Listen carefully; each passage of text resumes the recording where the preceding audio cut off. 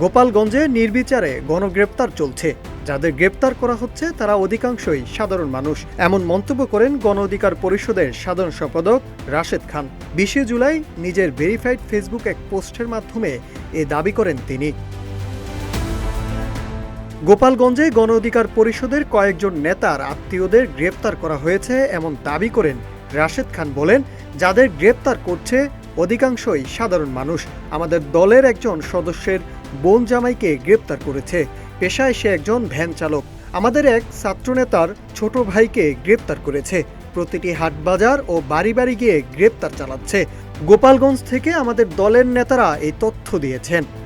বাংলাদেশের প্রথম 5D AI inverter যুক্ত সর্বোচ্চ বিদ্যুৎ সাশ্রয়ী যমুনা এয়ার কন্ডিশন। এদিকে স্বরাষ্ট্র উপদেষ্টা lieutenant general of Jahangir Alam Chowdhury বলেন, আমরা কোনো ধরনের গণগ্রেপ্তারের নির্দেশ দেইনি।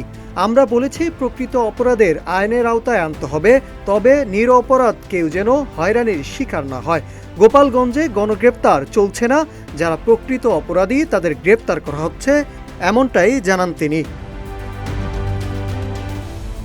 গোপালগঞ্জের সহিংসতার বিষয়ে স্বরাষ্ট্র উপদেষ্টা আরও বলেন, ঘটনাটি আমি অস্বীকার করছি না। রাজনীতি করতে গেলে অনেক সময় অনেক কিছু ঘটে। আমরাও রাজনীতি করেছি। ঢাকা বিশ্ববিদ্যালয়ে বহু ঘটনা ঘটেছে। তবে গুরুত্বপূর্ণ বিষয় হলো ঘটনার পর কি ব্যবস্থা নেওয়া হচ্ছে কিনা আমরা তা নিশ্চিত করছি।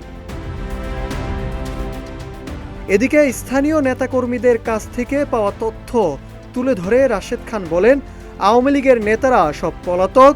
যাদের ধরা হয়েছে এদের অধিকাংশই নিরীহ মানুষ। আওয়ামী সন্ত্রাসীদের গ্রেপ্তার না করে কাদেরকে সন্তুষ্ট করতে এই গণগ্রেপ্তার? বেশি বেশি গ্রেপ্তার দেখিয়ে সরকার বা কোনো দলের নেতাদের খুশি করার চরিত্র থেকে বের হয়ে আসুন, নতুবা ক্ষতির শিকার আপনারাই হবেন। তিনি আরও বলেন, গোপালগঞ্জ এদেশেরই অংশ। গোপালগঞ্জকে স্বাভাবিক করা আমাদের দায়িত্ব। কিন্তু গণহারে নিপীড়নের শিকার হলে সেটা গোপালগঞ্জের মানুষের মধ্যে ক্ষোভের জন্ম নেবে। এই ক্ষোভ থেকে তারা বাঁচার জন্য সশস্ত্র হয়েও উঠতেও পারে। সেটা কিন্তু দেশের জন্য ভালো নয়। আমি পুলিশকে বলবো, হাসিনার আমলের মতো হয়েন না। Nahid Hasan, news desk, Ittefaq.